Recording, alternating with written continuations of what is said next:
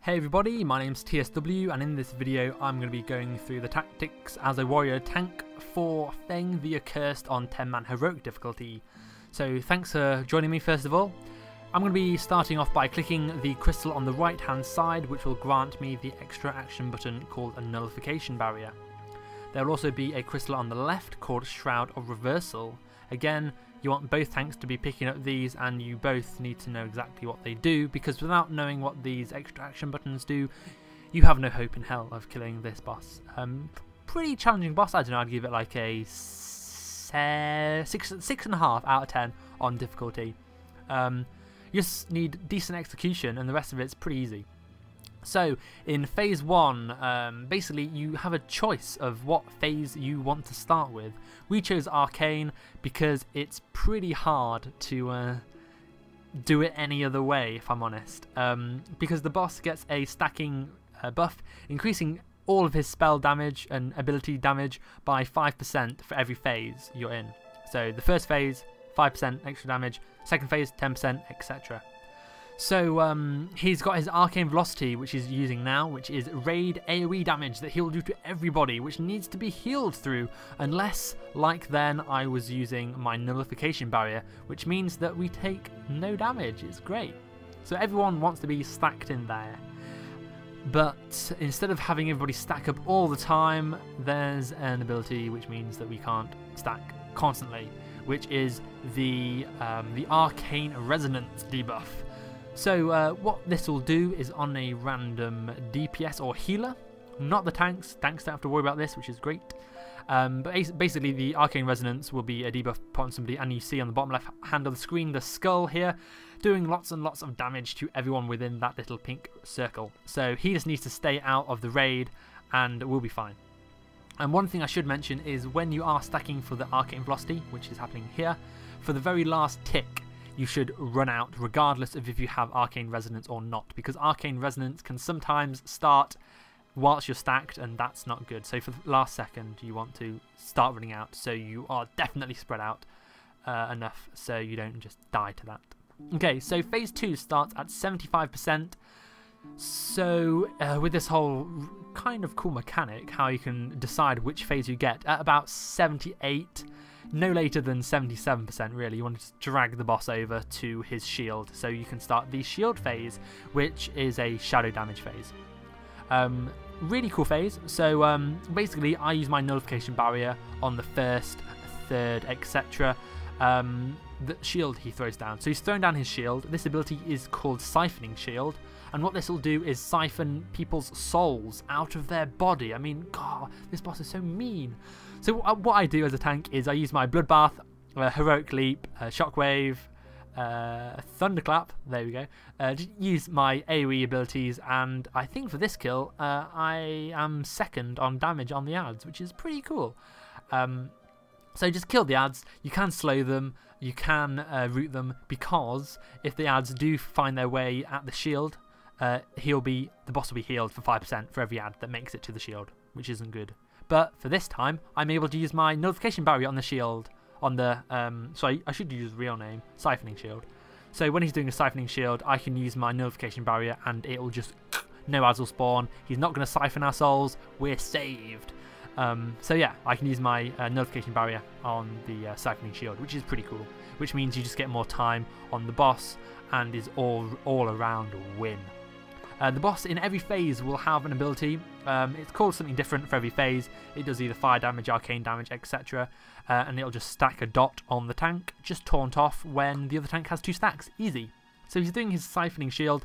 I don't have my nullification barrier, so unfortunately our souls are siphoned from our bodies. But not to worry, because I have Bloodbath, Thunderclap, Shockwave, Heroic Leap, blah blah blah, and also Piercing Howl. Piercing Howl can be quite good for this, as well as Druid knockbacks, Death Knight, grips, and all sorts of cool stuff. However, I must mention that, yeah, you can like stun lock the ads forever. However, after a certain amount of time, and it might be 20 seconds, I'm not really sure on the time, but after a certain amount of time, the ads, or the souls that are ripped from your bodies, will just heal the boss for 5%. So you do have to kill them even before they reach the shield, okay? So here we go into phase 3, we drag him towards his fists, so we have our lightning fist phase. So what you want to do is basically, again, just like as always, taunt on 2 stacks. I have my nullification barrier at the ready, so he's going to be using his epicenter as he does in this phase all the time. He does 1 tick of the epicenter, everyone in the raid takes 1 tick of epicenter, and then I use my nullification barrier, which means we take 0 damage, everyone needs to stack in the nullification barrier.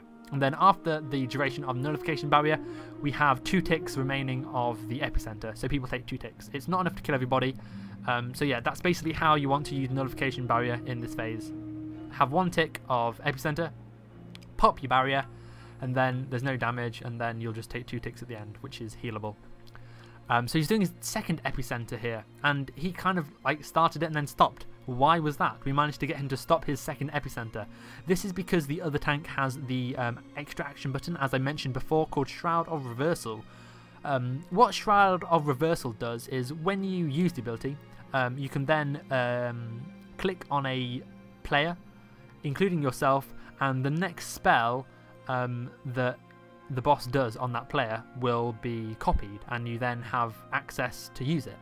So what we do here is have our Warlock use his demonic portal thing and pop a cooldown, reducing damage taken. Now throughout this fight the boss will do lightning fists, which are basically just balls of lightning which make their way from the boss to the other side of the room. These will stun you, do a pretty large amount of damage, and have a really big radius, much larger than the actual visual representation of the lightning.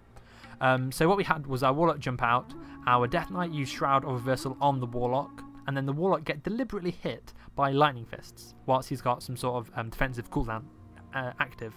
So our tank then has his Shroud of Reversal copy the spell Lightning Fist. So when the boss is casting his epicenter, when I don't have my barrier available, okay, that's very crucial, our Death Knight can just use Lightning Fist and it'll just cease the epicenter cast, which is great. You don't need to have any epicenter go off without it either being interrupted by the Lightning Fist or nullified, apart from 3 ticks with the nullification barrier. So that's great. So we go into our 4th and final phase. The boss has all his stacks. He's doing lots of damage. Ooh, how do we combat all this damage? Well, quite obviously, Time Warp, Hero, Lust, whatever. He also has in this phase a debuff which he'll put on random players called Wild Flame. Now what you want to do is, if you get debuff with Wild Flame, is just move out of the raid and the fire will just spawn underneath you. Then after a few seconds he'll do his first Draw Flame, where he brings in all the fire and he'll do loads and loads of AoE damage. Like, what the hell is going on here? We had all of our raid cooldowns and defensive shit, so we popped them all now. I've still got my nullification barrier for this for the next Draw Flame, so you know, we just heal through this one really easy. We've got all our cooldowns, we've got heroism, or sorry, we've got Time Warp, and we're just able to keep everyone alive. Lovely jubbly. People get their wildfire, they run away, and then all the fire brings itself towards the boss when he does Draw Flame. The more fire on the floor, the more damage the Draw Flame will do. So he's got all his fire together, he's then going to spurt it all out, but oh no, I've got my nullification barrier down, he does nothing. And that's how you get rid of the Draw Flame with nullification barrier. And that's pretty much it. That is Feng the Accursed on 10-man heroic. If you like this video, please thumbs up. If you've got any questions, leave me a comment down below.